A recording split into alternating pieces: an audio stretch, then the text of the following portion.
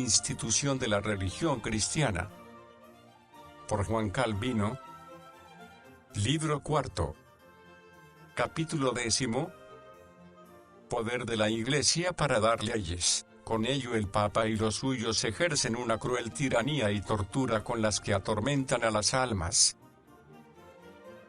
¿Puede la Iglesia someter las conciencias a sus llamadas leyes espirituales? Viene luego la segunda parte, que hacen consistir en dar leyes. De esta fuente nacieron infinitas tradiciones humanas, como otros tantos lazos para ahogar las infelices almas, porque ellos no sienten más escrúpulo que los escribas y fariseos al poner sobre los hombros de los hombres cargas pesadas y difíciles de llevar, mientras ellos ni con un dedo querían moverlas. Mateo 23, 4. Ya he mostrado en otra parte que cruel tortura es lo que mandan por lo que se refiere a la confesión auricular. En otras leyes no se ve tanta violencia, pero aún las más tolerables oprimen tiránicamente a las conciencias. Omito que adulteran y profanan el culto divino, y despojan de su derecho al mismo Dios, único legislador. Sobre este poder tenemos que tratar ahora, si es lícito a la Iglesia obligar a las conciencias con sus leyes.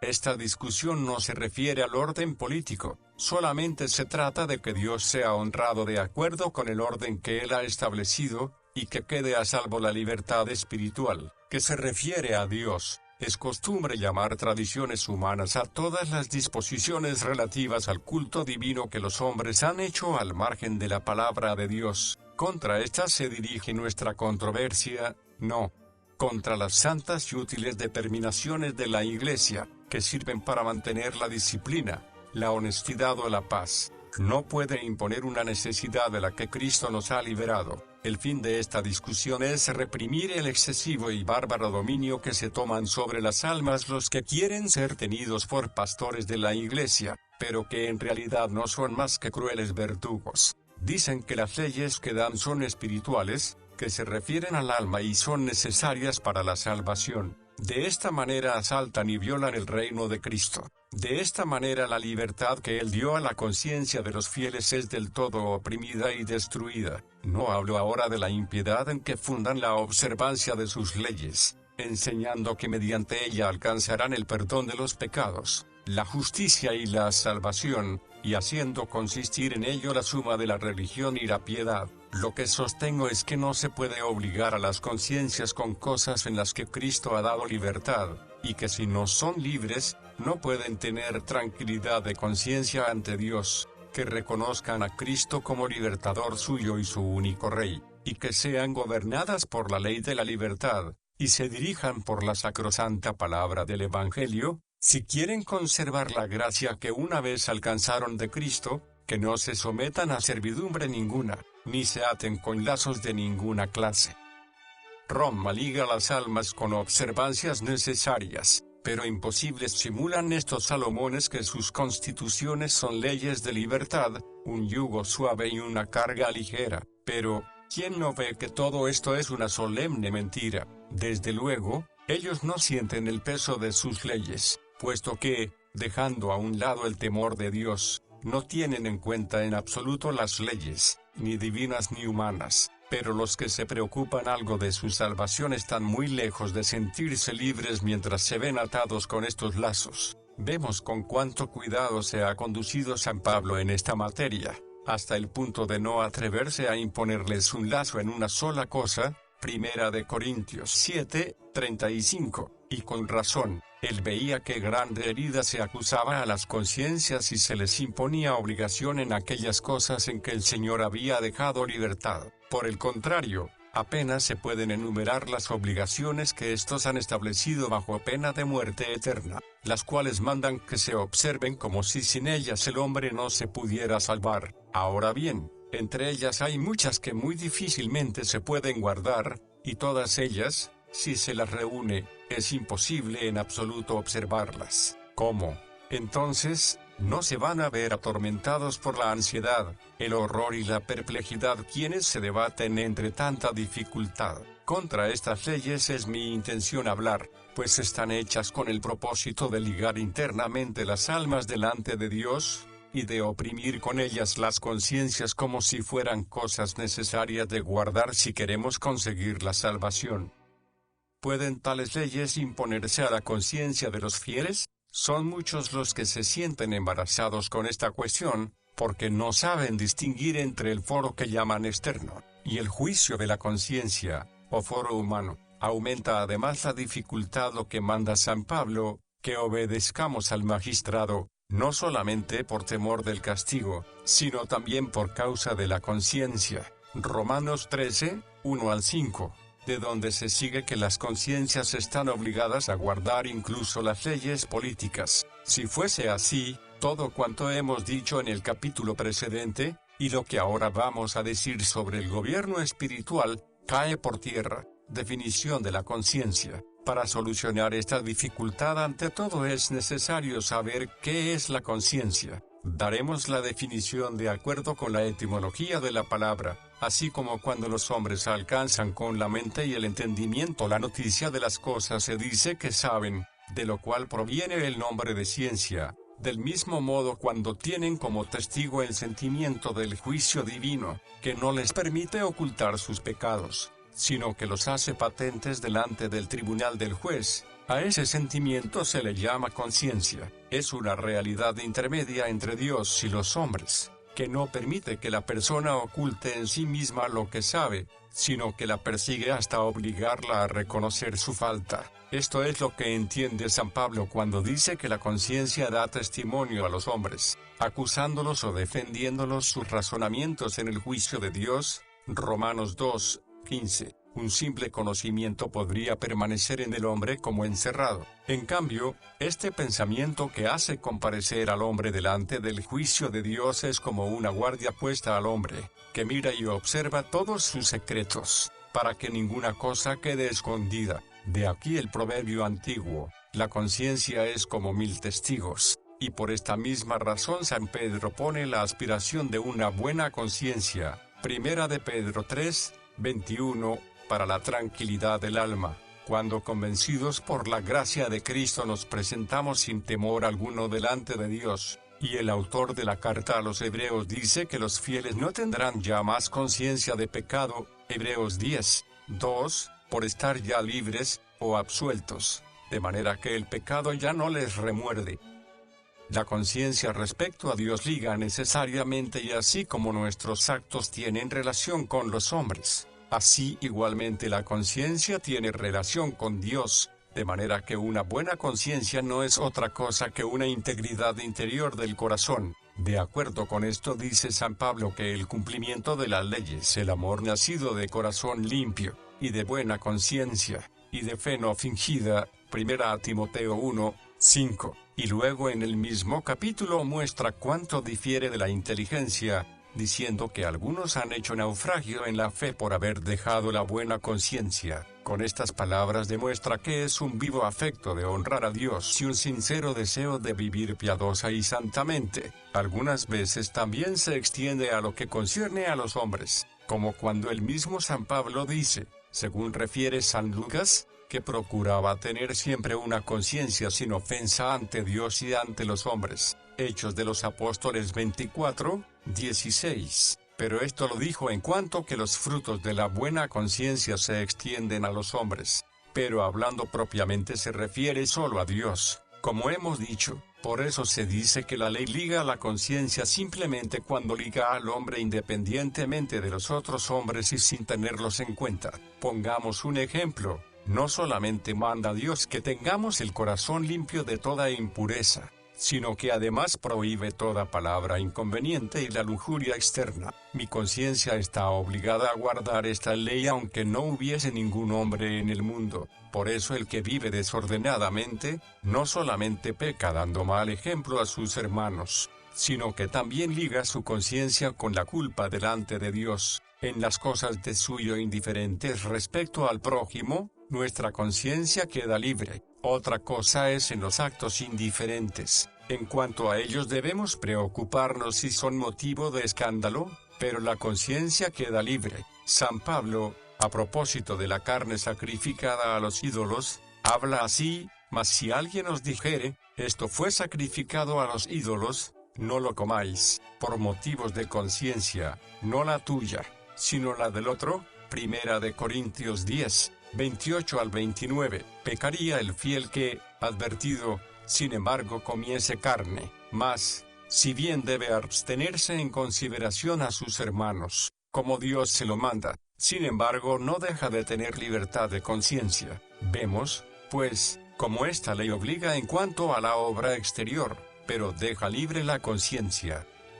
Las leyes civiles y políticas no pertenecen al régimen espiritual de las almas. Volvamos ahora a las leyes humanas. Si son dadas con el fin de obligar la conciencia, como si el guardarlas fuera de por sí necesario, afirmamos que se carga la conciencia de una manera ilícita, porque nuestra conciencia no tiene que ver con los hombres, sino solamente con Dios. Tal es el sentido de aquella diferencia entre foro de la conciencia y foro externo. Cuando el mundo entero estaba rodeado de la oscuridad de la ignorancia, sin embargo brillaba este débil destello de luz de la conciencia, a fin de que los hombres conociesen que estaba por encima de todos los juicios humanos, aunque lo que confesaban de palabra lo destruían con los hechos. No obstante, quiso el Señor que aún entonces hubiese algún testimonio de la libertad cristiana que libertase a los hombres de la tiranía de los mismos. Pero aún no está solucionada la dificultad que surge de las palabras de San Pablo, porque si se debe obedecer a los príncipes no solamente a causa del castigo, sino también por la conciencia,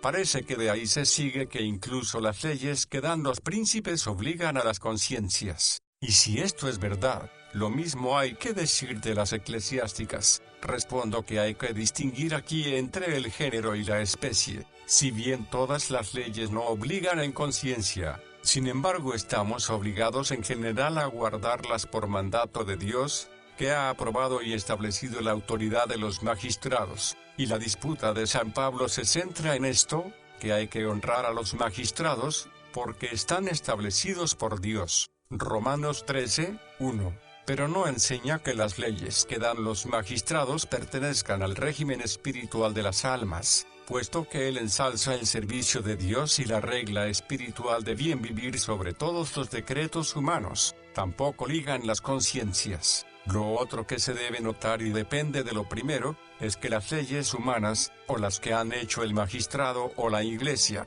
aunque sea necesario guardarlas, me refiero a las leyes justas y buenas, sin embargo no obligan de por sí a la conciencia, puesto que la necesidad se refiere al fin general, y no consiste en las cosas que se han mandado. Muy lejos están de este camino los que prescriben nuevas formas de servir a Dios, y ponen como obligatorias cosas que son libres.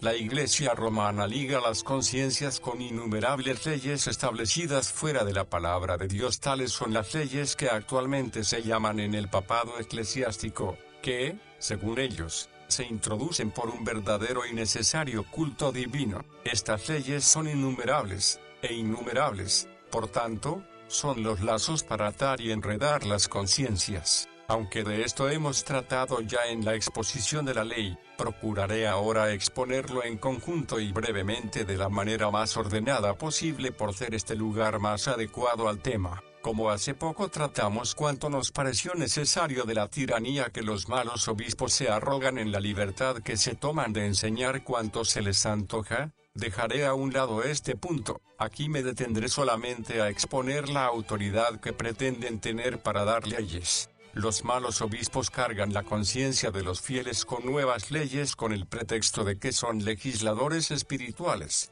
puestos por Dios para el gobierno de la Iglesia. Quieren que todo el pueblo cristiano guarde y observe como necesario para la salvación todo cuanto ellos ordenan y disponen. Y dicen que quien violare tales leyes es 2 veces desobediente, pues es rebelde a Dios y a su Iglesia. Si ellos fueran verdaderos obispos, no tendría inconveniente en concederles alguna autoridad en este punto, no tanta cuanta ellos desean, sino la que se requiere para el buen orden de la administración eclesiástica. Pero como quiera que nada son menos que lo que dicen ser, no se pueden tomar la menor atribución sin que al momento pasen de la medida. Mas como ya hemos tratado este punto, concedámosles de momento que toda la autoridad que tienen los verdaderos obispos les pertenece por derecho legítimo, Pues aún así niego que en virtud de este derecho sean dados al pueblo cristiano como legisladores, como si por sí mismos pudieran dar reglas de vida, y forzar al pueblo a ellos encomendado a observar sus prescripciones. Al decir esto entiendo que no les es lícito mandar que la Iglesia guarde como cosa necesaria lo que ellos por sí mismos al margen de la palabra de Dios se han imaginado, y como los apóstoles nunca han conocido tal derecho, y tantas veces por boca del Señor se ha prohibido a los ministros de la Iglesia, me sorprende que haya habido hombres que se hayan atrevido, y que hoy en día se atrevan a tomárselo sin que los apóstoles hayan dado ejemplo, y contra la manifiesta prohibición de Dios. La perfecta regla de buen vivir se comprende en la ley del Señor, por lo que hace a la regla perfecta de buen vivir. El Señor lo ha comprendido todo en su ley, de tal manera que no ha dejado que los hombres puedan añadir nada, y esto lo hizo primeramente para que le tengamos como único maestro, pues toda la perfección de nuestra vida consiste en que todas nuestras acciones vayan encaminadas y dirigidas conforme a la voluntad de Dios, como única regla de vida, y en segundo lugar, para darnos a entender que no hay cosa que más pida de nosotros que la obediencia. Por esto dice Santiago: el que murmura del hermano y juzga a su hermano, murmura de la ley y juzga a la ley. Pero si tú juzgas a la ley, no eres hacedor de la ley, sino juez. Uno solo es el dador de la ley, que puede salvar y perder. Santiago 4, 11 al 12. Vemos aquí cómo el Señor se atribuye a sí mismo como cosa propia el regimos con los mandamientos y leyes de su palabra, y esto mismo lo había dicho antes Isaías, aunque no con palabras tan claras: Jehová es nuestro juez, Jehová es nuestro legislador, Él mismo nos salvará. Isaías 33, 22. En uno y otro pasaje se muestra que nuestra vida y nuestra muerte dependen de su autoridad, y que Él tiene derecho sobre nuestra alma. Y Santiago claramente afirma incluso que ningún hombre se puede tomar esta autoridad. Así pues, debemos reconocer a Dios por único Rey de las almas, con poder Él solo para salvar y condenar, como lo dicen las palabras de Isaías, que es Rey, juez y legislador. Y así también San Pedro, cuando advierte a los pastores su deber, les exhorta a que apacienten su rebaño de tal manera que no se tomen señoríos sobre la heredad del Señor. Primera de Pedro 5, 2 al 3, entendiendo con el nombre de heredad a los fieles. Si consideráramos bien qué gran maldad es atribuir al hombre lo que el Señor dice que le pertenece a él solo, vertamos que con esto se les priva de toda la autoridad que se atribuyen a sí mismos quienes se atreven a mandar en la Iglesia cualquier cosa independientemente de la palabra de Dios. Solo Dios es nuestro legislador, y ordena lo que le agrada más, como toda la cuestión es que, si Dios es nuestro único legislador, no es lícito a los hombres atribuirse este honor. Es preciso recordar a la vez las dos razones que ya hemos expuesto, en virtud de las cuales el Señor dice que esto le pertenece a Él solo.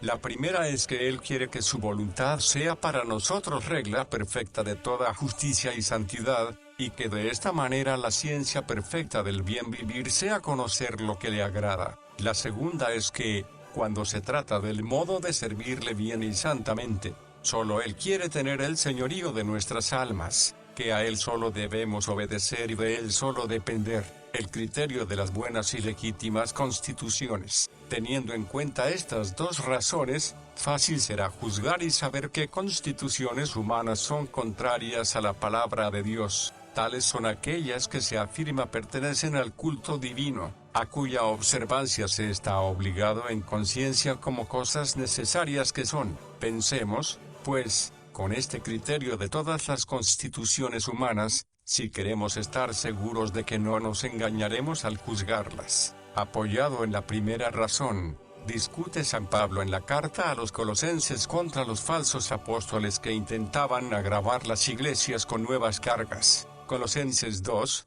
8. De la segunda se sirve en la epístola a los Gálatas para el mismo fin. Expone en la carta a los Colosenses que respecto al verdadero culto divino no se debe tener en cuenta la doctrina de los hombres, porque el Señor nos ha enseñado fiel y plenamente el modo en que quiere ser servido, y para probarlo, dice en el capítulo 1 que en el Evangelio se contiene toda la sabiduría, para que el hombre llegue a la perfección en Cristo. Colosenses 1, 28. Al principio del capítulo 2 afirma que todos los tesoros de la sabiduría y del conocimiento están escondidos en Cristo. Colosenses 2, 3. Y de aquí concluye luego que los fieles se guarden de ser apartados del aprisco de Cristo por la llana filosofía conforme a las constituciones de los hombres. Colosenses 2, 8. Y al fin del capítulo condena con mayor energía todos los cultos inventados por los hombres o recibidos de otros hombres, y todos los preceptos que se atreven a dar referentes al culto divino. Colosenses 2, 16 al 23. Vemos, pues, que son impías todas las constituciones en cuya observancia se imagina el hombre que se contiene el culto divino. Los pasajes con que convence a los Gálatas para que no pongan lazos a las conciencias, pues solo Dios es quien debe regirlas. Gálatas 5, 1, son bien claros, principalmente en el capítulo 5. Baste, pues, con haberlo advertido. Crítica de las constituciones romanas. En cuanto a las ceremonias y a la disciplina, pero como toda esta doctrina se entenderá más claramente con ejemplos, será muy a propósito aplicarla a nuestros tiempos. Afirmamos que las constituciones que llaman eclesiásticas, con las que el Papa y los suyos graban a la Iglesia, son perniciosas e implas. Nuestros adversarios, por el contrario, afirman que son saludables y santas. Dos son las clases de estas constituciones. Unas se refieren a las ceremonias y ritos, otras, más bien a la disciplina. Tenemos razón para hablar contra unas y otras, la razón es más justa de lo que quisiéramos. En primer lugar, no mantienen claramente sus mismos autores que el verdadero culto divino consiste en ellas, con qué fin instituyen sus ceremonias, sino para honrar con ellas a Dios, y esto no se hace solo por ignorancia del vulgo, sino con la aprobación de los que ocupan el puesto de maestros y doctores. Y no hablo aún de las graves abominaciones con que han intentado echar por tierra toda la piedad, mas es cierto que no tendrían por un enorme crimen faltar a la más mínima tradición, si no creyesen que el culto divino consistía en estas invenciones suyas. Por lo tanto, ¿qué pecado cometemos si no queremos soportar que la legítima manera de servir a Dios sea ordenada por el capricho de los hombres? Cuando San Pablo enseña que es algo intolerable, principalmente cuando nos mandan honrar a Dios según los rudimentos del mundo. Colosenses 2, 20, que según San Pablo contradicen a Cristo. Además, bien sabido es con qué rigor obligan a las conciencias a observar todo cuanto ellos mandan. Al oponernos a esto, nuestra causa es la de San Pablo, el cual no quería de ningún modo consentir en que la conciencia de los fieles se sometiese al capricho de los hombres. Se desprecia los mandamientos de Dios en beneficio de las tradiciones humanas, pero aún hay algo peor, después que se ha comenzado una vez a adornar la religión con tan vanas invenciones. A esta iniquidad le sigue incesantemente otra execrable impiedad, de la que Cristo acusaba a los fariseos, que era quebrantar el mandamiento de Dios por sus propias tradiciones. Mateo 15, 3. No quiero discutir con mis palabras contra los legisladores de nuestro tiempo. Ciertamente conseguirán la victoria, si de algún modo pueden purificarse de esta acusación de Cristo. Mas, ¿cómo lo lograrán, cuando entre ellos se tiene por mayor abominación el no haberse confesado una vez al año, que haber vivido durante todo el una vida de perversidad, o el haber probado un poco de carne, que haber profanado todo el cuerpo diariamente en la fornicación, o el haberse entregado a algún honesto trabajo en un día dedicado a cualquiera de sus santos, que el haber empleado todos sus miembros incesantemente en actos malvados, o que el sacerdote se una a una mujer legítima, que el que esté enredado en 1000 adulterios, o no cumplir una promesa de peregrinación, que el no mantener promesa alguna, o no dar algo para los enormes y no menos superfluos e inútiles gastos de los templos, que el no socorrer las necesidades extremas de los pobres, o pasar delante de algún ídolo sin hacerle reverenda alguna, que el poner perdidos a todos los hombres del mundo, o no decir a ciertas horas una infinidad de palabras sin sentimiento alguno, que el no haber orado nunca legítimamente con el Espíritu, que es quebrantar el mandamiento de Dios por sus propias tradiciones. Si no lo es esto, cuando fríamente y solo por cumplir encomiendan la observancia de los mandamientos de Dios, mas incitando a guardar los suyos como si en ellos se contuviese toda la ley de Dios, y castigando la transgresión más mínima de uno de ellos con un castigo no menor que la cárcel, el destierro, el fuego o la espada, contra los que no hacen caso de Dios no se muestran tan inhumanos, pero a quienes los menosprecian, les profesan un odio mortal y no paran hasta acabar con ellos, y de tal manera enseñan a aquellos cuya simplicidad tienen cautiva, que verían con mayor serenidad ver quebrantada toda la ley de Dios, que traspasada una tilde de los mandamientos que llaman de la Iglesia. En primer lugar, es un grave pecado menospreciar y desecharlo uno por cosas bien ligeras, e incluso indiferentes, ante el juicio de Dios. Sin embargo ahora, como si esto no fuese un grave mal, se estima en más aquellos frívolos rudimentos de este mundo, como los llama San Pablo escribiendo a los Gálatas, Gálatas 4:9, que los mismos oráculos divinos, y el que casi es absuelto de adulterio resulta condenado por lo que come, a quien se le permite una amante, se le prohíbe una mujer. Sin duda este es el fruto de aquella obediencia prevaricadora, que tanto más se aparta de Dios, cuanto más se acerca a los hombres. Esas constituciones son inútiles e inadecuadas. Hay aún en sus constituciones otros dos vicios no pequeños que condenanos. El primero es que mandan guardar cosas que en su mayor parte son inútiles e inadecuadas. El segundo, que la conciencia de los fieles se ve oprimida por su gran número, y, recayendo en el judaísmo, de tal manera se para en las sombras, que no puede llegar a Cristo. En cuanto al apelativo de inadecuadas e inútiles, que les doy, sé muy bien que la prudencia de la carne no las tendrá por tales, pues le resultan tan agradables que le parece que la Iglesia quedaría desfigurada si se las quitasen. Pero esto es lo que escribe San Pablo, que tales cosas tienen a la verdad cierta reputación de sabiduría en culto voluntario, en humildad, y en duro trato del cuerpo. Colosenses 2:23. Este saludable aviso nunca debiéramos olvidarlo. Engañan las tradiciones humanas,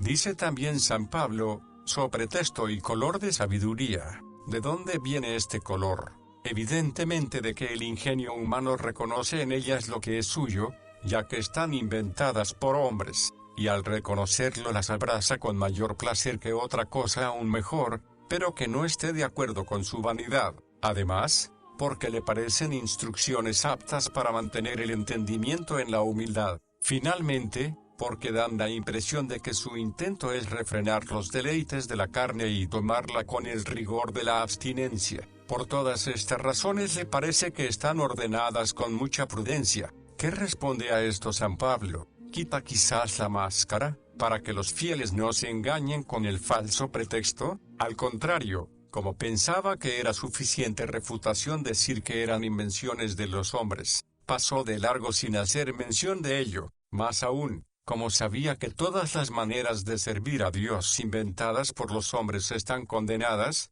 y que tanto más se han de tener por sospechosas, cuanto más agradables se resultan al ingenio humano. Como sabía que aquella falsa apariencia de humildad exterior difiere tanto de la verdadera humildad que fácilmente se puede reconocer, en fin, como sabía que esta pedagogía no es más estimada que el ejercicio corporal, quiso que aquellas mismas cosas sirviesen a los fieles para refutar las tradiciones humanas, por cuya causa eran tan estimadas de los hombres.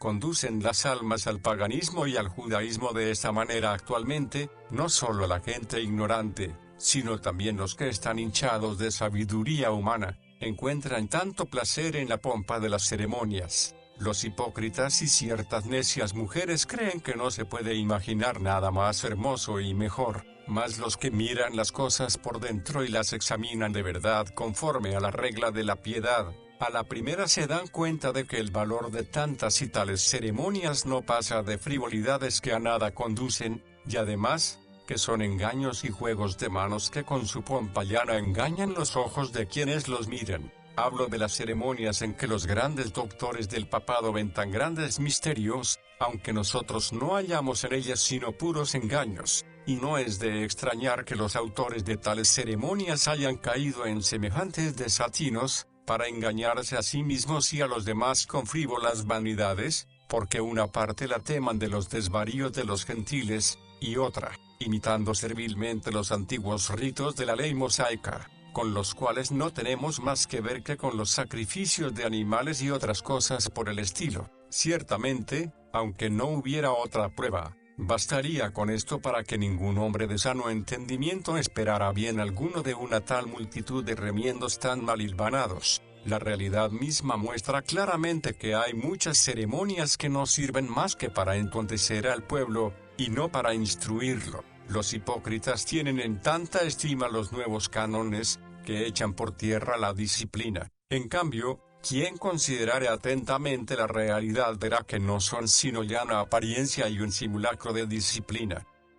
Cada vez son más numerosas y pesadas, viniendo al otro punto. ¿Quién no ve que a fuerza de amontonar tradiciones sobre tradiciones han crecido hasta tal punto, que no se pueden ya consentir en la Iglesia de Cristo? De aquí que en las ceremonias exista un verdadero judaísmo. Las demás observancias llevan consigo una horrible tortura, que cruelmente atormenta las pobres conciencias. Se quejaba San Agustín de que en su tiempo, por no hacer caso de los mandamientos de Dios, todo estaba lleno de tales fantasías que era reprendido mucho más severamente quien durante la octava de su bautismo tocaba el suelo con el pie descalzo, que quien se hubiera embriagado, y asimismo se lamentaba de que la Iglesia, la cual el Señor quiso que fuese libre, de tal manera se veía oprimida, que la condición de los judíos era más tolerable. Si este santo varón viviera en nuestros tiempos, con qué amargos lamentos no lloraría la servidumbre que padece actualmente la Iglesia, porque el número se ha hecho 10 veces mayor, y se ordena que se observe cualquier minucia con un rigor 100 veces más grande. El resultado es que una vez que estos perversos legisladores toman el mando, no dejan de mandar y prohibir, hasta que llegan al colmo del rigor, lo cual expuso muy propiamente San Pablo con estas palabras: si habéis muerto con Cristo en cuanto a los rudimentos del mundo, ¿por qué, como si vivieseis en el mundo, os sometéis a preceptos tales como, no manejes, ni gustes, ni aun toques? Colosenses 2, 20 al 21. Aquí pinta San Pablo muy a lo vivo el modo de proceder de los falsos apóstoles. Comienzan por la superstición, que no solamente les prohíbe comer tal alimento, sino incluso gustarle. Cuando se les ha concedido dicen que no es lícito ni siquiera tocarlo con el dedo.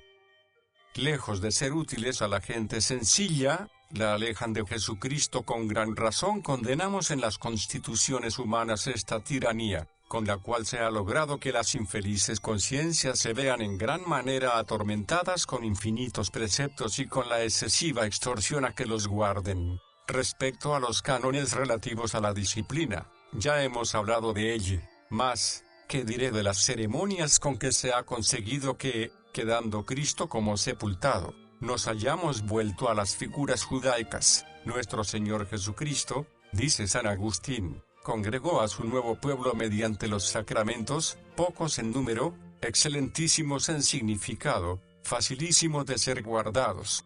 Mas, ¿quién podrá decir cuán lejos está de esta simplicidad la multitud y diversidad de ritos y ceremonias en que actualmente vemos enmarañada a la Iglesia? Conozco muy bien el artificio con que algunos, que presumen de sabios, excusan esta perversidad. Dicen que hay entre nosotros muchísimos tan rudos e ignorantes como en el pueblo de Israel, y que a causa de estos se ha inventado esta pedagogía, de la cual los más fuertes podrían prescindir, pero que sin embargo no se puede menospreciar, dado que es muy provechosa para los hermanos más débiles. A esto respondo que no ignoramos que se debe condescender con la flaqueza de los demás, pero también les objetamos que el camino para que aprovechen los más débiles no es ahogarlos en una multitud de ceremonias. No sin motivo Dios estableció entre nosotros y el pueblo antiguo esta diferencia. A ellos quiso enseñarles como a niños, con señales y figuras. En cambio a nosotros,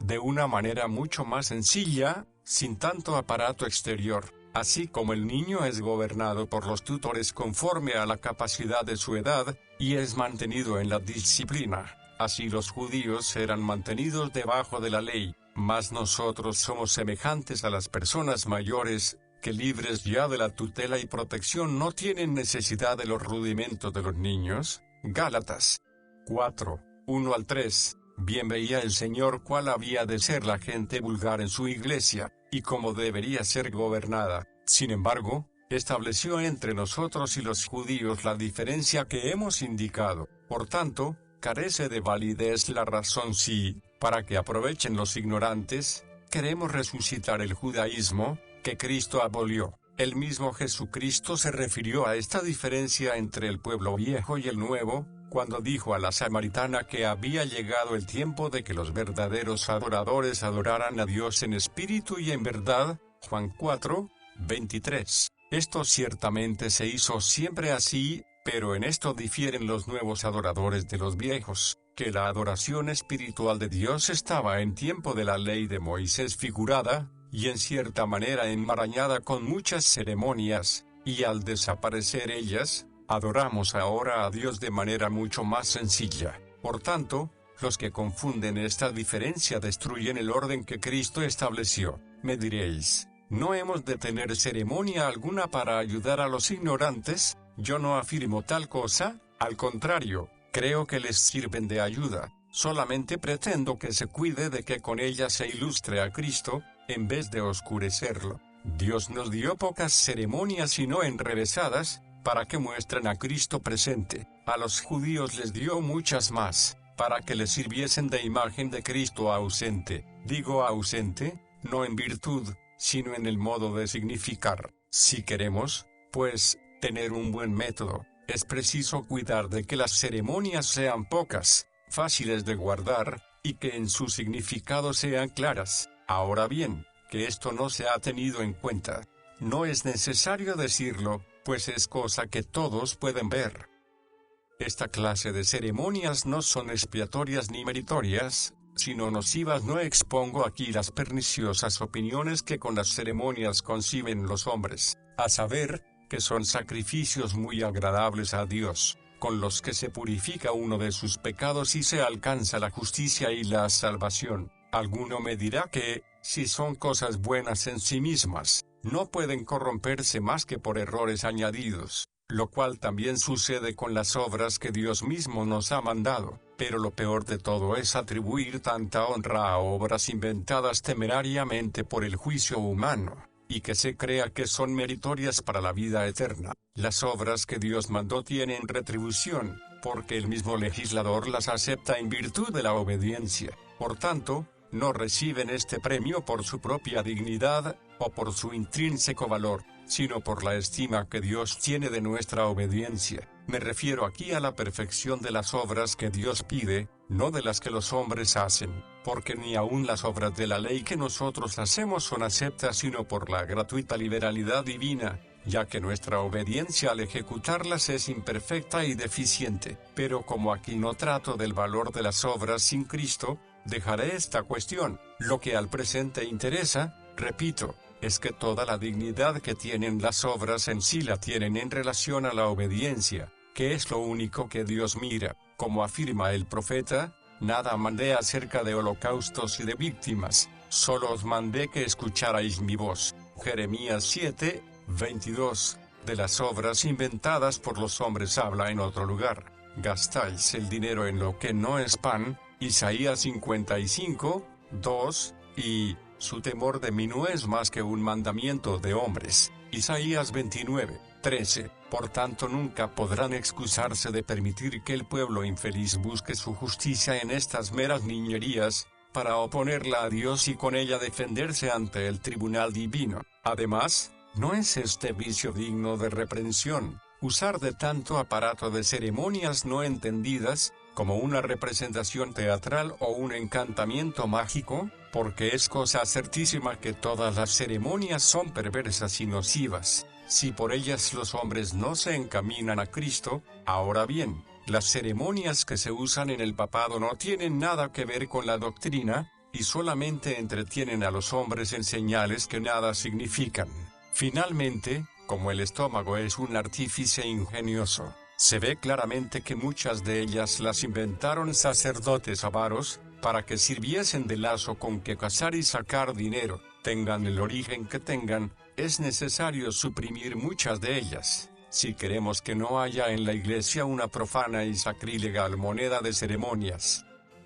Jamás podemos servir a Dios con tradiciones humanas, aunque parezca que lo que hasta ahora he dicho de las tradiciones humanas vale solamente para el presente, como condena de las supersticiones del papado. Con todo, no hay una sola de las cosas que he expuesto que no convenga a todos los tiempos, porque siempre que entra en el corazón de los hombres la superstición de querer honrar a Dios con sus propias invenciones, todas las leyes que hacen para este fin degeneran enseguida en estos graves abusos, pues Dios no amenaza a una época u otra, sino a todos los siglos y edades. Con esta maldición perecerá la sabiduría y se desvanecerá la inteligencia de todos aquellos que lo honraren con doctrinas de hombres. Isaías 29:14. Esta ceguera es la causa de que los hombres, menospreciando tantos avisos de Dios, se enreden en lazos tan mortíferos y caigan siempre en todo género de absurdos. Mas, si dejando a un lado todas las circunstancias,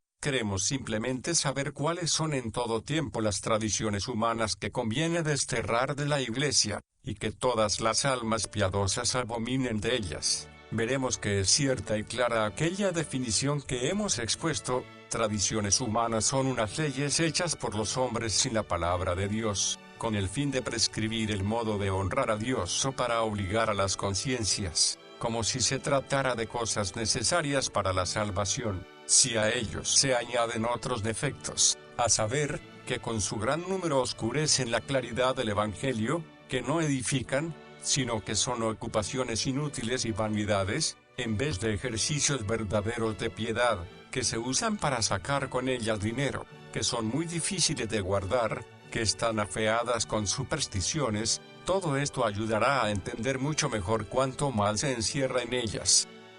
Refutación de los argumentos romanos para defender las tradiciones. Sé muy bien lo que a esto responden, que sus tradiciones no son suyas, sino de Dios, porque la Iglesia, a fin de que no pueda errar, es regida por el Espíritu Santo, y que su autoridad reside entre ellos. Concedido esto, se sigue luego que sus tradiciones son revelaciones del Espíritu Santo, las cuales no se puede menospreciar sin caer en impiedad y menospreciar al mismo Dios, y para que no parezca que han inventado algo sin apoyarse en grandes autores, quieren que se crea que gran parte de sus ritos se ha tomado de los apóstoles, aducen un solo ejemplo, pretendiendo que es suficiente prueba de lo que han hecho los otros apóstoles, a saber, cuando los apóstoles, reunidos en concilio, determinaron por un decreto del mismo que todos los gentiles se abstuviesen de las cosas sacrificadas a los ídolos, de sangre y de ahogado.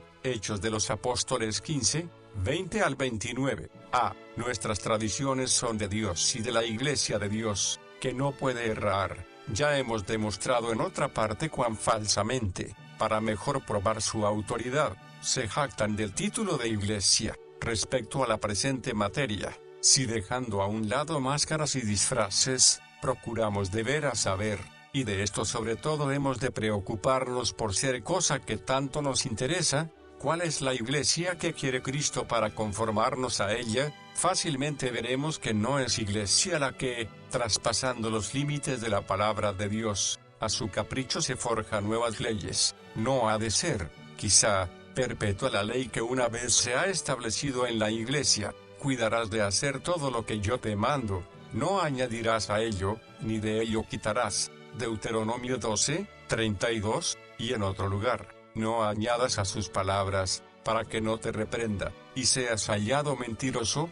Proverbios 30, 6. Como no pueden negar que esto sea dicho a la Iglesia, ¿qué otra cosa hacen, sino pregonar su contumacia, de la cual se jactan hasta el punto de que, después de tales prohibiciones, se han atrevido a añadir sus imaginaciones a la doctrina de Dios? No quiera Dios que consintamos en sus mentiras, con las cuales de tal manera mancillan a la Iglesia, Más bien démonos cuenta de cuán falsamente se pretende el nombre de iglesia siempre que se trata de este apetito y temerario deseo de los hombres, que no pueden mantenerse dentro de los límites que Dios ha señalado sin que desvergonzadamente sigan sus imaginaciones. Nada hay enrevesado, oscuro o ambiguo en estas palabras con que se manda a la iglesia que, cuando se trata del culto divino y de preceptos saludables, no añada ni quite nada a la palabra de Dios, pero replicarán: esto se dijo solo de la ley, a la cual siguieron las profecías y toda la economía del Evangelio.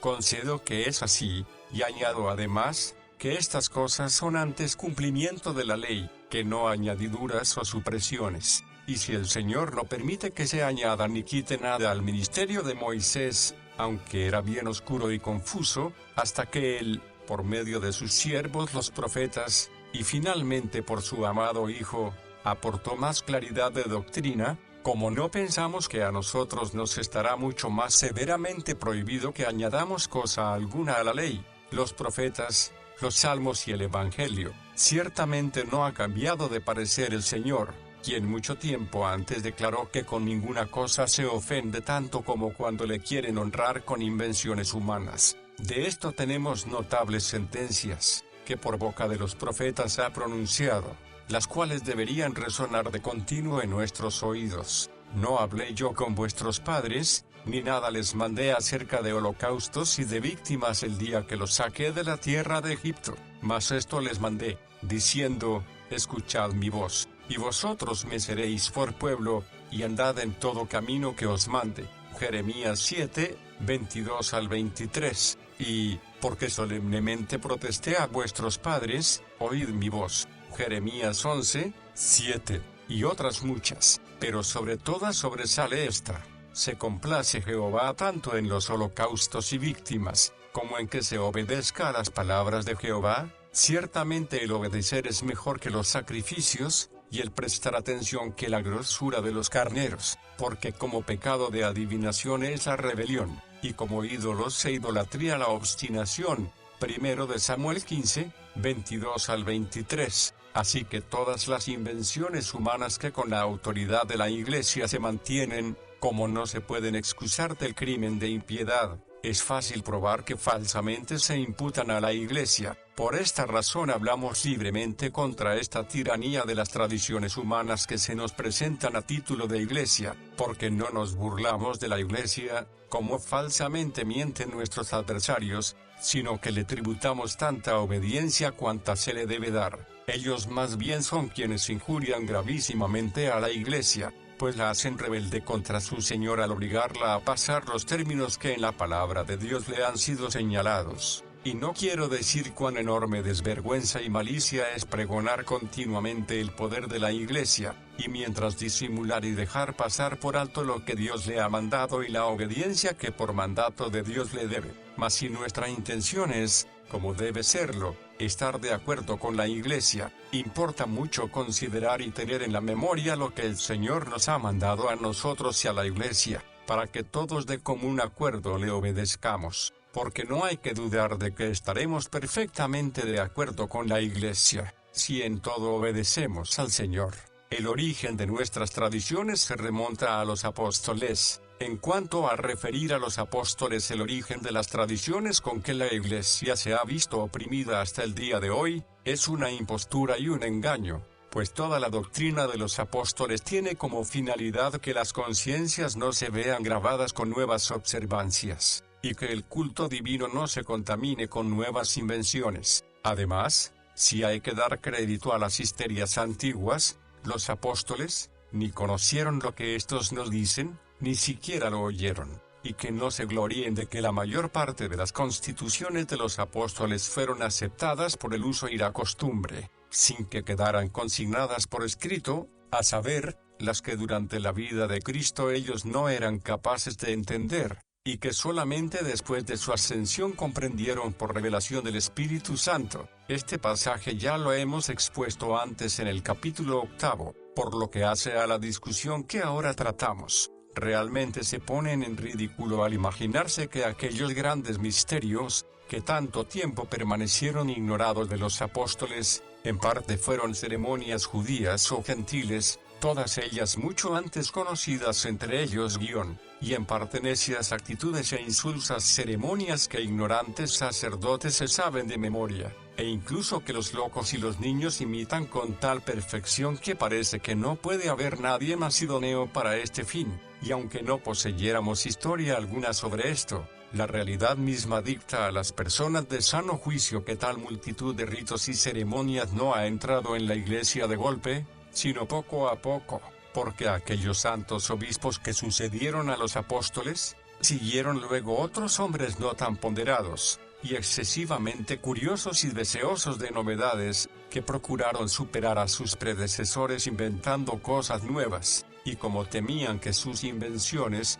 gracias a las cuales creían que iban a conseguir gran renombre ante la posteridad, cayeran pronto en desuso, para que no pereciesen enseguida ordenaron con suma severidad que se guardasen fielmente. Esta perniciosa imitación fue la que produjo gran parte de los ritos y ceremonias que estos nos quieren hacer pasar por apostólicas, pero las historias nos dan testimonios suficientes de la verdad.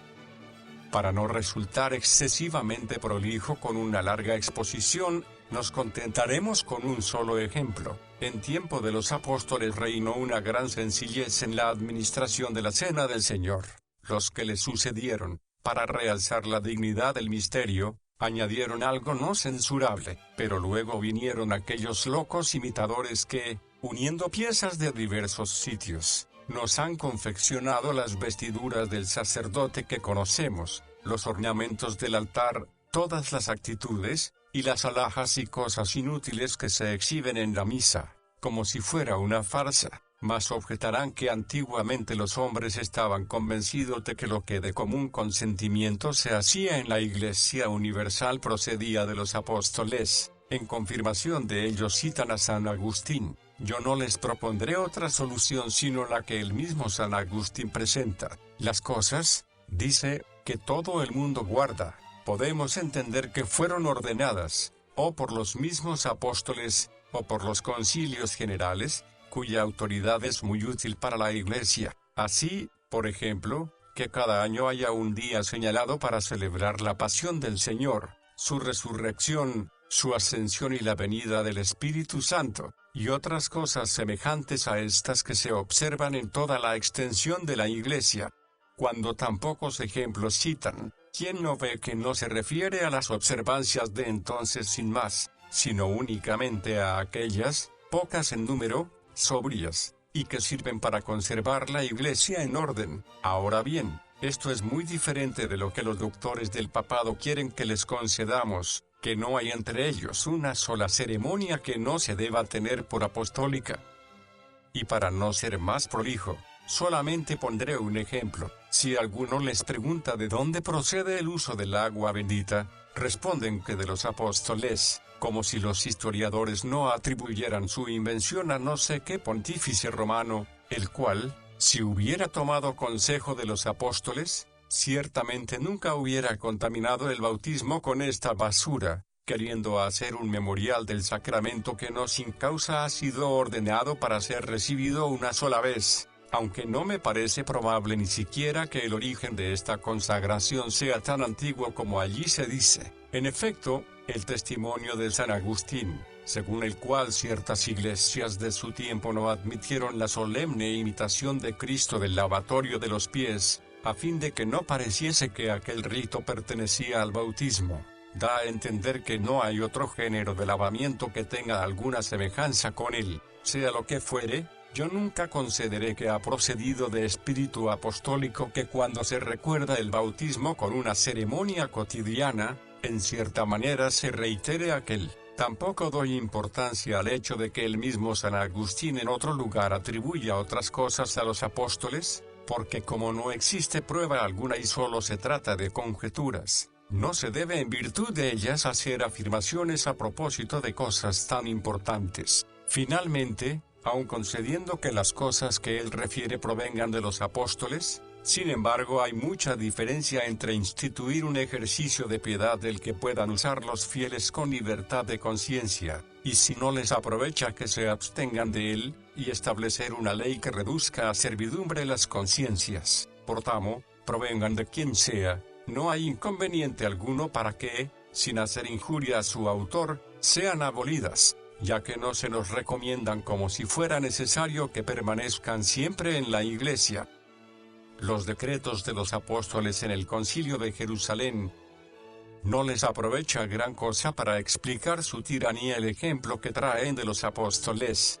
Dicen que los apóstoles y los ancianos de la Iglesia primitiva dieron un decreto sin mandamiento de Cristo, en el cual ordenaban a todos los gentiles que se abstuvieran de cosas sacrificadas a los ídolos, de cosa ahogada, y de sangre.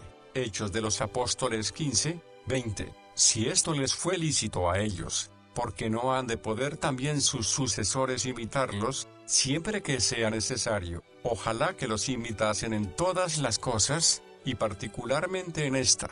Yo no niego que los apóstoles hayan constituido y ordenado con este acto una cosa nueva, como es bien fácil de probar, porque San Pedro, al decir en este concilio que se tentaba a Dios si se imponía un yugo sobre los discípulos, él mismo hubiera obrado en contra de lo que había dicho si después hubiese consentido en que se les impusiera. Ahora bien, ciertamente se les hubiera impuesto, si con su autoridad los apóstoles hubieran determinado que se prohibiese a los gentiles tocar la carne sacrificada a los ídolos, ahogada y con sangre. Sin embargo, queda todavía una duda, pues parece que, efectivamente, lo prohíben. La solución es fácil, si se considera de cerca el sentido del decreto, cuyo punto principal era que se dejase a los gentiles su libertad, y no se les perturbase ni molestase con la observancia de la ley. Hasta aquí nos favorece directamente. La excepción que luego se pone no es una nueva ley que los apóstoles hayan promulgado, sino el divino y eterno mandamiento de Dios de no quebrantar la caridad, y no les quita nada de su libertad, únicamente advierte a los gentiles de qué modo han de conducirse respecto a sus hermanos, para que no abusen de su libertad con escándalo de los mismos. Por tanto, el segundo punto es que los gentiles usen de su libertad sin hacer daño con ella y sin escandalizar a sus hermanos. Replicarán que prescriben una cosa determinada, cierto, enseñan y señalan, según lo requerían las circunstancias de entonces, las cosas con que pueden escandalizar a sus hermanos, para que estén sobre aviso y se guarden de hacerlas. Sin embargo, no añaden por sí mismos ninguna cosa nueva a la ley eterna de Dios, la cual prohíbe que se dé escándalo a los hermanos. Como si actualmente los pastores fieles, que presiden iglesias aún no bien constituidas, ordenasen a los suyos que, hasta que los débiles en la fe crezcan y lleguen a un mayor conocimiento, no coman públicamente carne el viernes, ni trabajen en público los días de fiesta, o cosas de este estilo, porque, si bien estas cosas, dejando a un lado la superstición, de por sí son indiferentes, cuando pueden ser ocasión de escándalo se convierten en pecado, y los tiempos que corremos son tales que los fieles no pueden permitirse dar tal ejemplo a los hermanos débiles sin herir grandemente su conciencia. ¿Quién, sin calumnia, podrá decir que con esto imponen nuevas leyes aquellos que evidentemente solo pretenden impedir el escándalo que el Señor tan expresamente condenó? ¿No se puede decir otra cosa de los apóstoles, cuya finalidad era únicamente poner delante de los ojos la ley divina de evitar el escándalo? Es como si dijeran, es mandamiento del Señor que no hagáis daño a los hermanos débiles, no podéis comer lo sacrificado a los ídolos, lo ahogado y la sangre, sin que ellos se escandalicen. Por tanto, os mandamos en nombre del Señor que no comáis dando escándalo, y que los apóstoles pretendían esto lo atestigua San Pablo, el cual por decreto de este concilio escribe de esta manera, acerca, pues, de las viandas que se sacrifican a los ídolos, sabemos que un ídolo no es nada en el mundo, porque algunos, habituados hasta aquí a los ídolos, comen como sacrificado a ídolos y su conciencia, siendo débil, se contamina. Mirad que esta libertad vuestra no venga a ser tropezadero para los débiles. Primera de Corintios 8, 4.7.9. Quien considere bien esto no se verá después engañado por los que encubren su tiranía bajo el nombre de los apóstoles, como si pudiesen con sus decretos rebajar la libertad de la Iglesia, pero para que no puedan escabullirse sin aprobar con su propia confesión esta solución, que me respondan con qué derecho se han atrevido a abolir este mismo decreto. Solo pueden alegar que ya no hay ocasión de escándalo, ni peligro de disensiones, que es lo que los apóstoles querían impedir, y sabían muy bien que la ley se ha de juzgar por el fin e intención con que es promulgada. Al desaparecer la causa, la ley no debe ya seguir en vigor. Sí, pues, esta ley fue dada por razón de la caridad y nada se manda en ella que no se refiera a la misma. Al confesar que la transgresión de esta ley no es otra cosa que una violación de la caridad, no entienden con ello a la vez que no es una invención añadida a la ley de Dios, sino una pura y simple aplicación de la palabra de Dios a los tiempos y costumbres. Los fieles deben obedecer a sus pastores legítimos más por nocivas e inicuas que sean estas leyes. Ellos siguen porfiando en que, no obstante, debemos guardarlas sin exceptuar ninguna. Pues no se trata de que estemos de acuerdo con los errores, sino solamente de que nosotros, por ser súbditos, debemos obedecer a nuestros superiores aun cuando nos manden cosas duras, contra las cuales no debemos murmurar. A pesar de todo, aún respecto a esto el Señor nos pone alerta con la verdad de su palabra, y nos libra de tal servidumbre, libertad que Él nos ha ganado con su sangre, y cuyo beneficio, no una, sino 1000 veces ha afirmado con su palabra, porque no se trata solamente, según ellos maliciosamente fingen, de que suframos alguna grave opresión de nuestro cuerpo, sino de que nuestra conciencia, despojada de su libertad, o sea, del beneficio de la sangre de Jesucristo, sea servilmente atormentada. Mas dejemos esto a un lado como si no importara mucho, pero ¿cuál es a nuestro parecer la importancia de quitar al Señor el reino que quiere conservar para sí? Siempre que es honrado con leyes inventadas por los hombres, se le priva de él, puesto que él solo quiere ser el legislador de las leyes con que se le ha de honrar. Y para que nadie piense que este asunto no es de gran trascendencia, oigamos en cuánta estima lo tiene el Señor. Dice él, su temor de mí no es más que un mandamiento de hombres que les ha sido enseñado.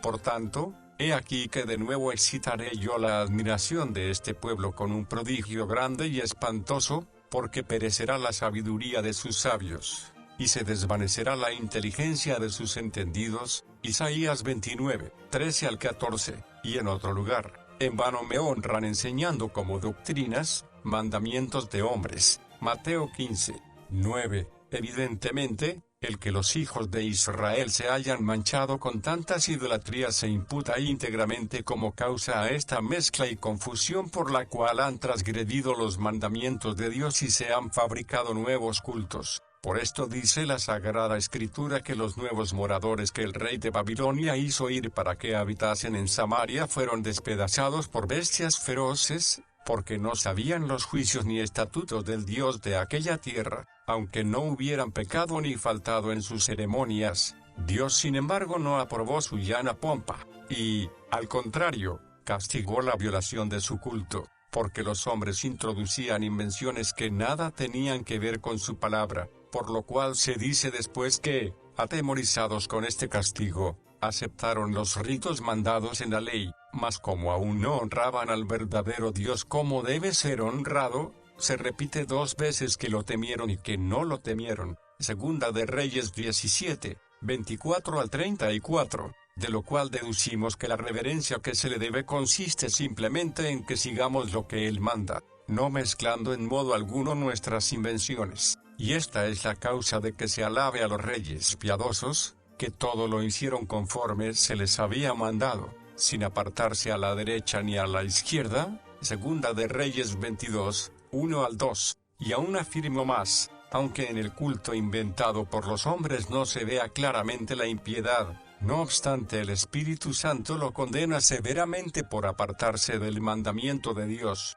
El altar de Acaz, cuyo modelo se trajo de Samaria, a primera vista aumentaba la dignidad del templo, pues su finalidad era ofrecer en él sacrificios a solo Dios, lo cual parecía hacerse con mayor magnificencia que en el otro altar, ya viejo. Segunda de Reyes 16, 10. Sin embargo, vemos cómo el Espíritu Santo detesta este atrevimiento por la única y exclusiva razón de que las invenciones humanas en el culto de Dios son otras tantas corrupciones, y cuanto más se ha manifestado la voluntad de Dios, tanto es menos excusable la osadía en intentar algo, y por esto el pecado de Manasés se agrava tanto en virtud de esta circunstancia, pues edificó un nuevo altar en Jerusalén, donde el Señor había dicho que en ella pondría su nombre, Segunda de Reyes 21, 3-4, porque ya casi deliberadamente era como abatir la autoridad de Dios.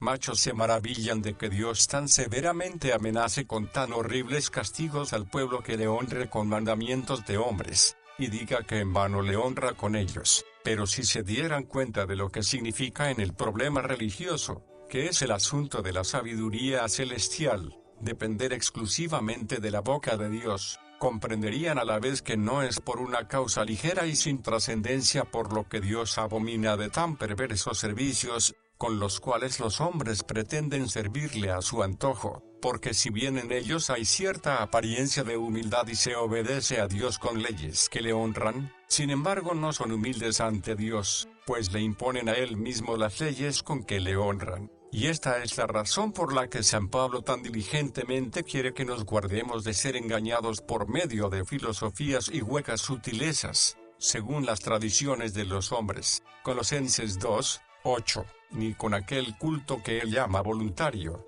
inventado por los hombres sin palabra alguna de Dios. Así es ciertamente, y es necesario que nuestra sabiduría y la de todos los hombres nos sea locura, para que le permitamos a él solo ser sabio. Este camino, por supuesto, no lo siguen quienes con sus tradiciones inventadas según el capricho de los hombres, quieren como imponerle a Dios por la fuerza aquella perversa obediencia que se suele dar a los hombres, ni se viene haciendo durante mucho tiempo, y, según nuestros conocimientos, se hace actualmente doquiera que la criatura tiene más autoridad y mando que el Creador, donde la religión, si así merece ser llamada, está tan mancillada con mayor número de supersticiones que las que hubo en el paganismo, porque, ¿qué podía producir el ingenio del hombre sino cosas carnales y totalmente desatinadas que representasen a sus autores? Ejemplos de Samuel y Manoah. Lo que alegan los defensores de las supersticiones, que Samuel sacrificó en Ramá, 1 de Samuel 7, 17, y que a pesar de ello agradó a Dios, es fácil de solucionar. No se trató de otro altar que él opusiera al único y propio altar, sino que como no habría aún un lugar señalado para el arca de la alianza, señaló el pueblo en que habitaba como lugar apropiado para sacrificar. Ciertamente la intención del santo profeta no fue introducir innovación de ninguna clase en lo que se refería al culto divino. Bien sabía él que Dios prohibía muy severamente que se añadiese o quitase nada al mismo. Deuteronomio 4, 2. En cuanto al ejemplo de Manoah, padre de Sansón, Jue 13, 19, digo que fue extraordinario y particular, porque se trataba de un hombre particular que sacrificó a Dios, y no sin que éste lo aprobase, pues él no se atrevía a hacerlo por sí mismo temerariamente sin inspiración divina, y cuánto abomina a Dios lo que los hombres inventan por sí mismos para honrarle. Lo demuestra Gedeón con un ejemplo no inferior al de Manoah, porque el efod que deseó con una loca devoción fue causa de la ruina, no solamente suya, sino también de su familia y de todo el pueblo. Josué 8, 27. En fin, cualquier nueva invención con que los hombres procuran honrar a Dios, no es sino una contaminación de la verdadera santidad. Cristo pide que se obedezca a los escribas y fariseos, porque, entonces, dicen ellos, quiso Cristo que se aguantasen aquellas cargas intolerables que los escribas y fariseos imponían.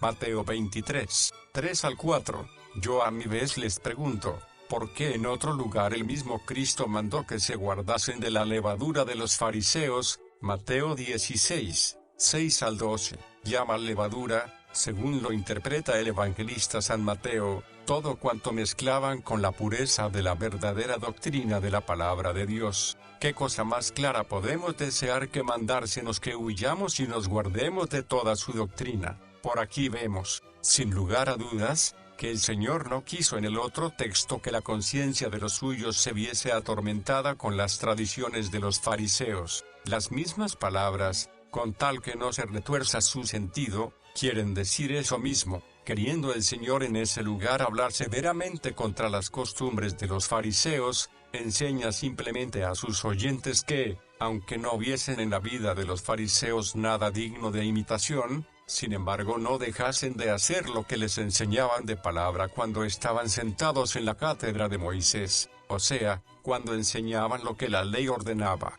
La intención, pues, de Cristo no fue sino impedir que el pueblo, viendo los malos ejemplos de sus maestros, llegase a menospreciar la doctrina. Mas como algunos no se mueven por razones, sino que siempre buscan la autoridad, citaré las palabras de San Agustín, que dicen lo mismo que yo he expuesto, tiene el aprisco del Señor. Dice, pastores, unos fieles y otros mercenarios, los pastores fieles son verdaderos pastores, sin embargo, también los mercenarios son necesarios, porque muchos en la iglesia, buscando la comodidad terrena predican a Cristo, y las ovejas siguen, no al mercenario, sino al pastor por el mercenario. Oíd como el pastor nos señaló los mercenarios. Los escribas, dice, y los fariseos se sientan en la cátedra de Moisés. Haced lo que dicen, mas lo que hacen no lo queráis hacer. ¿Qué otra cosa dijo sino, oíd por medio de los mercenarios la voz del pastor? Porque al sentarse ellos en la cátedra, enseñan la ley de Dios, así que por medio de ellos enseña Dios. Pero si ellos quisieran enseñar sus propias cosas, no los queráis oír, ni las queráis hacer. Hasta aquí San Agustín. Son necesarias, buenas y legítimas constituciones, mas como la mayor parte de la gente ignorante, cuando oye que la conciencia de los hombres es ligada impíamente con las tradiciones humanas y que en vano se honra a Dios con ellas, piensa lo mismo de todas las leyes que mantienen el orden de la Iglesia. Es necesario poner remedio a este engaño.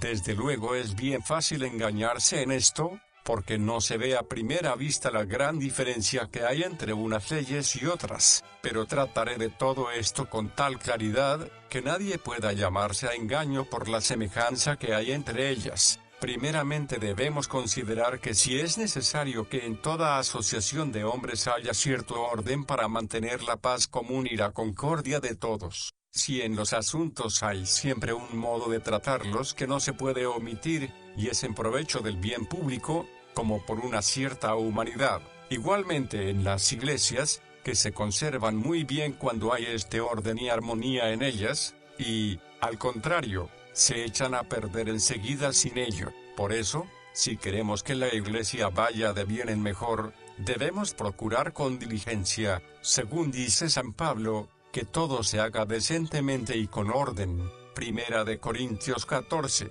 40. Ahora bien, como quiera que hay tanta diversidad de condiciones entre los hombres, tanta variedad en los corazones, y tanta oposición en los juicios y opiniones, no puede existir un gobierno lo bastante firme, si no se ordena con leyes, ni se puede guardar ningún rito, si no hay una forma prescrita. Por eso, tan lejos estamos de condenar las leyes que se dan a este propósito que, al contrario, afirmamos que las iglesias, si se les quita las leyes, pierden su vigor, y se deforman y arruinan por completo, porque lo que dice San Pablo, que todo se haga decentemente y con orden, no se puede conseguir si no se mantiene en pie el orden y la honestidad mediante las observancias, que son a modo de vínculos. Pero en estas observancias se ha de evitar siempre que se crean necesarias para la salvación, y de esta manera se obligue a las conciencias a guardarlas, que se haga consistir en ellas el culto divino,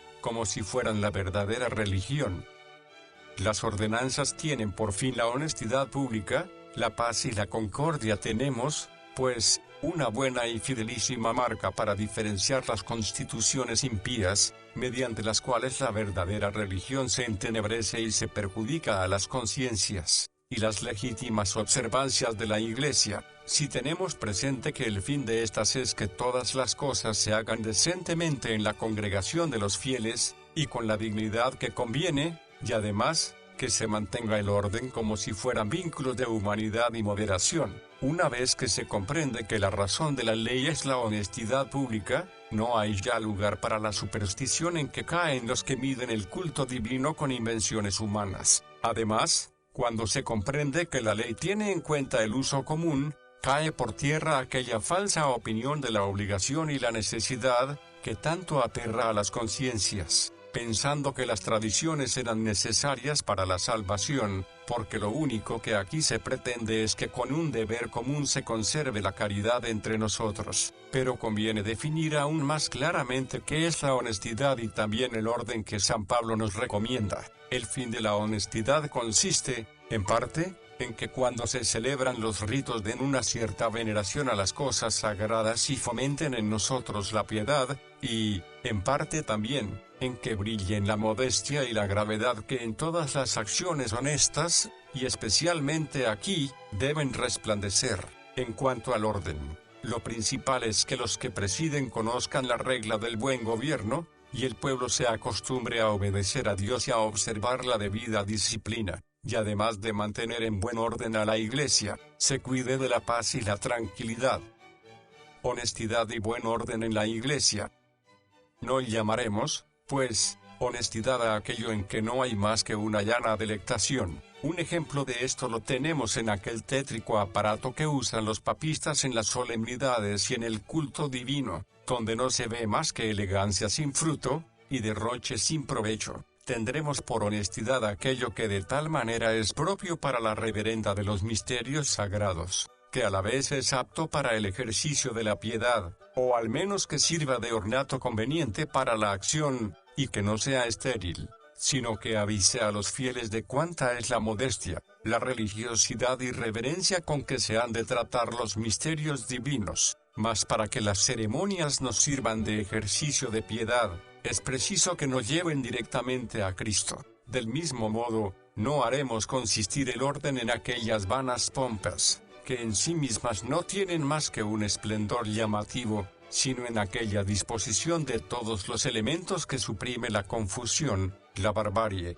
la contumacia y toda discusión. Ejemplos de lo primero los tenemos en San Pablo, cuando prohíbe que se mezclen las comidas profanas con la cena del Señor, que las mujeres salgan en público descubiertas. Primera de Corintios 11, 21. Otras cosas semejantes de cada día son, que oremos de rodillas y descubiertos, que no administremos los sacramentos del Señor irreverentemente, sino con dignidad, que al enterrar a los difuntos usemos de una cierta honestidad, y otras cosas por el estilo. Ejemplos de los segundos son, que tengamos horas señaladas para la oración pública, para los sermones y los sacramentos, que durante el tiempo del sermón reine tranquilidad y silencio, que se canten salmos, y que haya días fijos para celebrar la cena del Señor, que las mujeres no intenten enseñar en la iglesia. Primera de Corintios 14, 34, y otras cosas semejantes. Principalmente hay que clasificar aquí todo lo que sirve para mantener la disciplina, como el catecismo, las censuras eclesiásticas, la excomunión, los ayunos, y otras por el estilo. De este modo todas las constituciones eclesiásticas que recibimos como santas y saludables pueden referirse a uno de estos dos puntos principales. Unas se refieren a los ritos y ceremonias, las otras, a la disciplina y la paz. Todas las ordenanzas deben fundarse en la autoridad de Dios y estar sacadas de la Escritura, pero como aquí hay gran peligro de que los malos obispos, por una parte, busquen en ello un pretexto para excusar sus impías y tiránicas leyes, y por otra, que haya algunos demasiado tímidos, que con la experiencia de los males pasados no den lugar a ninguna ley por santa que sea, será bueno declarar que yo apruebo todas aquellas constituciones humanas que se fundan sobre la autoridad divina, que se deducen de la Escritura, y que, por tanto, se les puede llamar totalmente divinas. Sirva de ejemplo el arrodillamos al hacer las oraciones solemnes. Se pregunta si esto es tradición humana, la cual cada uno puede repudiar y no hacer caso de ella. Respondo que es humana de tal manera que a la vez es divina, es de Dios en cuanto forma parte de aquella honestidad, cuidado y observancia que nos recomienda el apóstol, es de los hombres, en cuanto demuestra en particular lo que en general había sido mostrado. Con este solo ejemplo podemos ver lo que debemos sentir de todo este género, a saber, que como el Señor en la Escritura ha reunido fielmente, y ha declarado plenamente todo el conjunto de la verdadera justicia y de su culto divino, y todo lo necesario para la salvación. Respecto a estas cosas solo Él es el Maestro a quien se debe escuchar, mas como no quiso prescribir en particular lo que debemos seguir en la disciplina y las ceremonias, porque sabía muy bien que esto depende de la condición de los tiempos, y que una sola forma no les conviene a todos. Es preciso acogernos aquí a las reglas generales que Él dio, para que conforme a ellas se regule y ordene todo cuanto exigiere la necesidad de la Iglesia tocante al orden y al decoro. Finalmente, como no dejó expresa ninguna cosa, por no tratarse de algo necesario para nuestra salvación, y porque deben adaptarse diversamente para edificación de la Iglesia conforme a las costumbres de cada nación, conviene, según lo exigiere la utilidad de la Iglesia, cambiar y abolir las ya pasadas, y ordenar otras nuevas. Admito que no debemos apresurarnos a hacer otras temerariamente a cada paso y sin motivo serio. La caridad decidirá perfectamente lo que perjudica y lo que edifica. Si permitimos que ella gobierne, todo irá bien. Los fieles deben guardar con toda libertad cristiana tales ordenanzas. El deber, pues, del pueblo cristiano es guardar todo aquello que conforme a esta regla se ordene, y esto con libertad de conciencia y sin superstición de ninguna clase, sino con una propensión piadosa y fácil para obedecer, y no menospreciarlo, ni dejarlo a un lado, como por descuido. Tan lejos está de que lo deba violar o quebrantar con altivez o rebeldía. Mas, ¿qué libertad de conciencia, se dirá, puede uno tener, cuando se está obligado a observarlas? Yo afirmo que la conciencia no dejará de ser libre cuando se comprenda que no se trata de ordenanzas perpetuas a las cuales se está obligado, sino que se trata de ayudas extremas de la debilidad humana, de las cuales, si bien no todos tenemos necesidad, sin embargo sí debemos servirnos, tanto más cuanto que todos estamos obligados mutuamente a conservar la caridad. Esto se puede entender por los ejemplos que antes hemos expuesto, como, hay algún misterio en el velo de la mujer, que si saliera con la cabeza descubierta cometería un grave mal. Es tan sagrado el silencio de la mujer, que no se puede quebrantar sin gran pecado. Se contiene la religión en arrodillarse y enterrar a los muertos, de tal manera que no se puede omitir sin grave ofensa. Ciertamente que no, porque si la mujer se ve en tal necesidad de socorrer al prójimo que no le da tiempo a taparse la cabeza, no peca si va destocada, y asimismo hay momentos en que no es menos conveniente que hable, que el que en otro se calle, ni hay mal alguno en que uno, si no puede arrodillarse por algún impedimento, ore de pie. Finalmente, es mucho mejor enterrar al muerto desnudo, que no, por falta de sudario, esperar a que el cuerpo se corrompa. Sin embargo, hay ciertas cosas respecto a esto, que la costumbre de los países, sus leyes, y la misma regla de la modestia dictarán si se deben hacer o no. Si en ello hay alguna falta por inadvertencia o olvido, no hay pecado alguno, pero si se hace por desprecio, esta obstinación es condenable. Asimismo, es igual que sean unos u otros los días y las horas, que el edificio sea de esta o de la otra manera, que en tal día se canten estos salmos en vez de los otros. Sin embargo, conviene señalar ciertos días y ciertas horas, y que el lugar sea lo suficientemente amplio para que todos quepan. Si queremos preocupamos de que reine la paz, pues sería una gran ocasión de disturbios la confusión de estas cosas, si a cada uno le fuese lícito cambiar conforme a su capricho lo que se refiere al Estado en general, puesto que nunca sucederá que una cosa agrade a todos, si se deja que cada uno imponga su parecer. Y si alguno insiste todavía y quiere mostrarse más sabio de lo conveniente en esta materia, vea con qué razones puede apoyar sus pretensiones ante Dios. A nosotros debe satisfacemos lo que dice San Pablo, nosotros no tenemos tal costumbre de contender, ni las iglesias de Dios. Primera de Corintios 11, 16. Lo hacen con caridad, sin superstición, y según la oportunidad del tiempo y de las circunstancias debemos, pues, cuidar mucho de que no se infiltre poco a poco ningún error que corrompa y oscurezca este buen uso, lo cual tendrá efecto si todas las observancias llevan consigo algún evidente provecho y no son excesivamente numerosas, y principalmente, si en ellas resplandece la doctrina del Señor, que cierra la puerta a las malas opiniones. Este conocimiento hace que cada uno mantenga su libertad en todas estas cosas, y sin embargo imponga una cierta necesidad a su libertad, en cuanto lo exigiere el decoro de que hemos hablado, o la caridad.